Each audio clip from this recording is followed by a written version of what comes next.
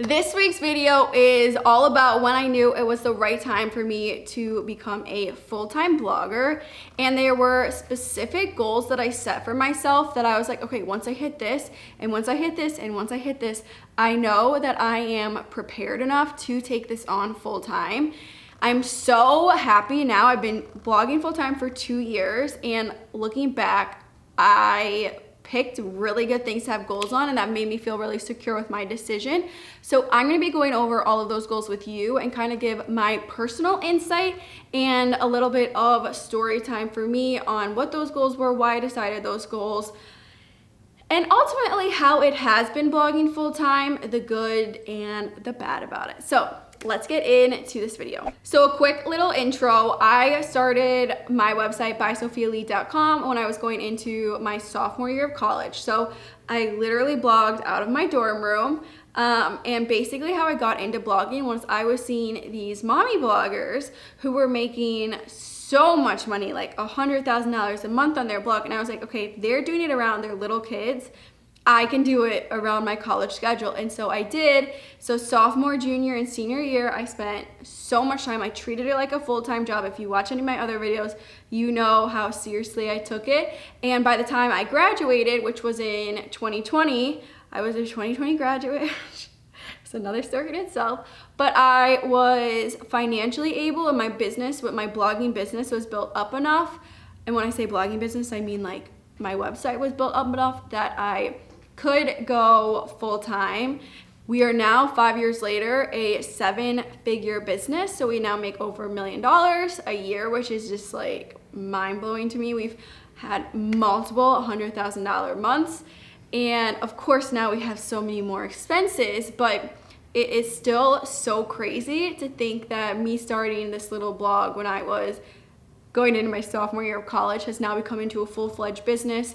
We're in the office of it right now. I have a whole team, and it's really, really incredible. So with all of that said, I have my notes in my BSL planner, which guess what? I don't know exactly when we're gonna start doing this, but I'm gonna use this YouTube channel a ton for ideas, and then obviously I'm gonna make it like exactly what I would want it to be, but we are gonna come out with a blogging planner, which is so exciting. So I have some notes on what I want to talk about, but the first thing that I told myself I had to have under control, and I just needed to have multiple different streams of revenue. So I said eggs in different baskets, which is so true because this blogging world is so unpredictable, especially because we're on other people's platforms. So we have our own website, but to market that website, we're marketing it on Pinterest, Google SEO, YouTube, Instagram, all of these other platforms that we personally don't own. The only thing that we actually own is our email list. And to get people on our email list, we need to get readers. And it's so easy, and bloggers get triggered all the time on when these different social media platforms do updates, and then they change how the algorithm is, and then people freak out. And even an example is Amazon. So again, I went full-time with my website right after I graduated college, which was May of 2020. Okay, so prime, you know what, I can't say it in a video, but you know what I'm referring to. And in March, 2 months before I was about to go full-time, Amazon slashed their affiliate percentage from 8% to literally 3%. That took some bloggers out of the game because that was their only source of revenue. I already, in my back of my mind, and I was really working towards making sure that I had multiple streams of revenue, but that made it extremely clear in that moment that I could not just rely on Pinterest, for example, to get views to my website. I could not just rely on Amazon bringing in all of the money. You really do need them in you need revenue coming in from different revenue streams because you just don't have full control over it. Same with ads. I mean, gosh, like in the beginning, I was making a huge percentage of the income, of my blogging income from ads. What if the ad agency just decided all of a sudden that they didn't want to do ads with me anymore? Like, there's so many variables that you really, really need to look at and make sure that you have different things happening.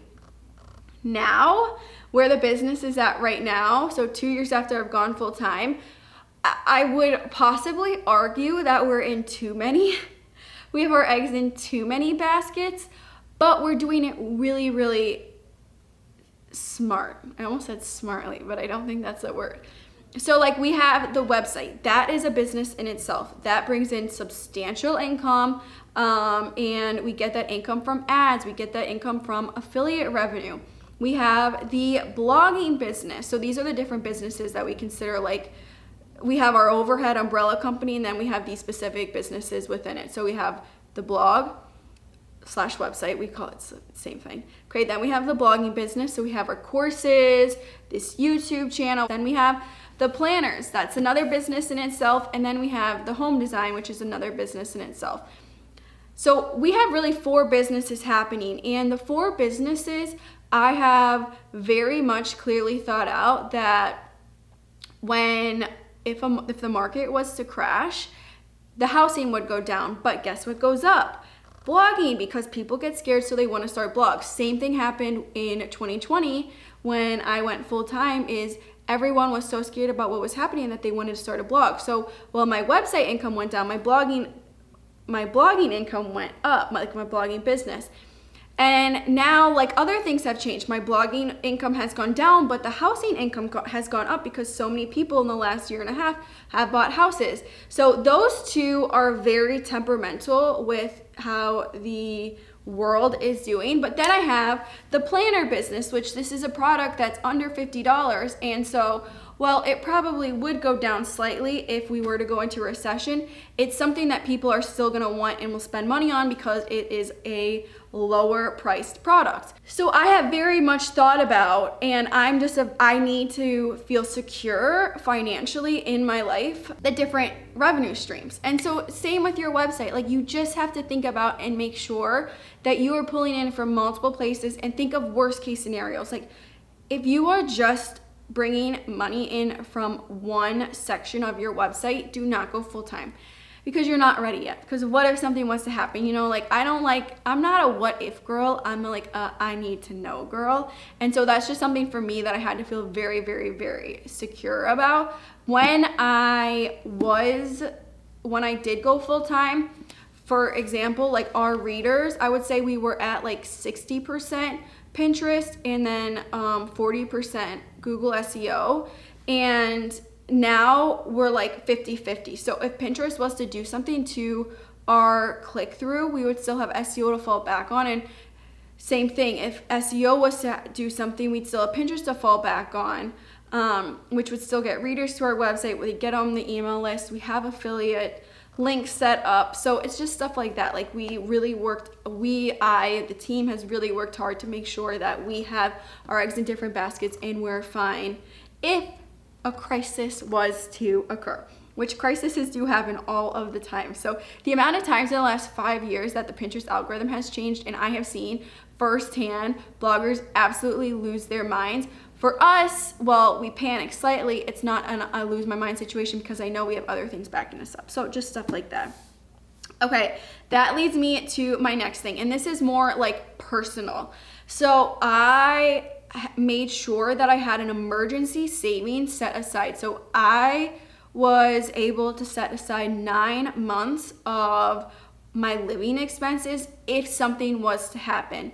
And I have that in, this is like totally random, I don't even know why I'm telling you this, but I have this in Allie's Bank, which is like an online bank platform. Maybe I shouldn't be saying this, I don't know. That's completely separate from where I keep my other money, and I forget I even have it. And this way I also know that if something was to happen, I have 9 months of living expenses that I can fall back on. And this kind of played into 2 things. So obviously I have the emergency savings, but it also made me really evaluate my life and my income and figuring out, okay, like if shit was to hit the fan, how much money do I actually need to make? Which I think is just a really great exercise to do in general if you are thinking about going full-time with your website. And then also, this is like my 2.5 note. So I was making sure that I was making way more than what I needed to have, like, to survive. So like, for example, and I'm just gonna do like an insane amount that's not even actually close to what I'm doing, just to try to tell you what's going on in my head. So like, let's say I needed $15,000 every single month to survive, which you'd be living really lavishly.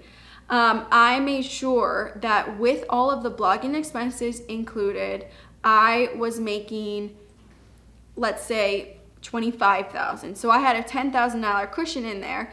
Again, if something was to happen, I had room to play with. I never cut it close, because for me, that's just not even worth it. Like, my mental health is more important than me being risky, which obviously there's pros and cons to that, but I just made sure that my website was making way more money than I needed to survive off of. Okay, number 4. I had an extremely clear understanding of how the blogging world worked. At that point, I definitely probably spent over 10,000 hours on my blog, which doesn't that make you what does that make you? What does that make you when you spend 10,000 hours on something? You mean you're an expert, or? No, you're like a master at it or something. Oh, master? Yeah. I think it's a master if you do something for 10,000 hours. And when I tell you I knew this blogging world, like, I knew that blogging world, and I still do, in and out. I was in every single aspect of it. I really started my website from the ground up. And so I knew exactly what I needed to do, my high times for my website, my low times for my website, when I needed to not freak out, when I needed to freak out. I just had such a knowledge, and I had contacts to call, like my hosting. If my website was to crash, I knew exactly who to call to get that reset up. Like, that took me a while to do. That took me 3 years before I went full time. And those 3 years, I was working my butt off, like full time, basically, with a full time college thing, so that I would know all of that. And I just think it's really important that, for me at least, that I knew the ins and outs of it. So if something was to happen again, I think you can tell my personality now. I'm very much like, I need security, that I knew who to call, I knew how to get it fixed, and it wouldn't be an issue long term. With that said, I'm continually learning so much, like the amount of issues and crises that we've had, like especially with the new companies, like this planner, oh my gosh, we've had so many like issues that have come up with it that we've just had to learn through. But because for the website, like what I was actually basing my income off of, because that was the established business at that time when I went full time, I had already gone through a lot of crises, and I had lawyers in place, and I had my accountants in place, and really anything that I needed where I could solve the problems. Okay, and then lastly, this is like something that I added in last minute, but taxes. This was something that I didn't necessarily think about when I was going full time. I think I was naive because I was only like 22, and that's just not something that you really think about. But the amazing thing about blogging is that your overhead is so low. The not so amazing thing about blogging is, because your overhead is so low and because you can make such substantial money, you are paying so much in taxes. Like, it actually makes me want to vomit, the amount of money that we give to the government. I'm perfectly fine with paying taxes, but the amount that we're paying is like unbelievable. And that is something that I didn't think about when I was going full time, and I absolutely should have. So make sure you talk with your accountant, because you cannot just assume that, like, if you made $10,000 on ads that month, that you can take home $10,000. Like, you can't. We right now give 45% of what we make to taxes. So that would be like, what, $5,500, which is still a lot of money. But I want to, if you're just taking $5,500 off of ads, I wouldn't do it, because what if the ads crash? Blah, blah, blah. I'm a broken record at this point. But that's just something to think about. Talk to your accountant, and make sure that that is all taken care of. That's kind of my thought process. I feel like that was a lot of rambling, but I think it was good rambling, because it is such a huge life decision, and it's amazing to be your own boss, but also it's terrifying. And I know that like there's so many amazing things that can happen when you're your own boss and going full-time with his blogging. Like, for example, my family's in town this week. I can take off work and I really can make my own schedule. However, it is so much work. Like, people don't even understand the amount of work that I and other bloggers have to put in, and it's all on you. I think that's the scariest part, is that like it's on you to continue this income, and you know, like, how do you stay relevant, and how do you keep growing your business, and how do you make sure that you're fine but also take risks? Like, there's so much that go into it, but it really is so rewarding, and I'm so blessed and grateful that I have been able to build this company, and it has provided me security. And even though some nights I stay awake at night freaking out about everything, it really is so incredible. And I hope that you have the same success, and I know you will. But that kind of wraps up this video. I hope you found it helpful. Make sure to subscribe to this YouTube channel. We go out with new blogging videos every single week, and out of everything on with all of our businesses, the most stable, consistent thing that I do is film these weekly YouTube videos. So subscribe, join our blogging newsletter, take our courses. They're actually like, not to give myself a pat on the back, but they really are so good and exactly what I wish that I knew when I first started. It would have saved me months and months of time, and I would have made income even that much faster. So I will see you at next week's blogging video.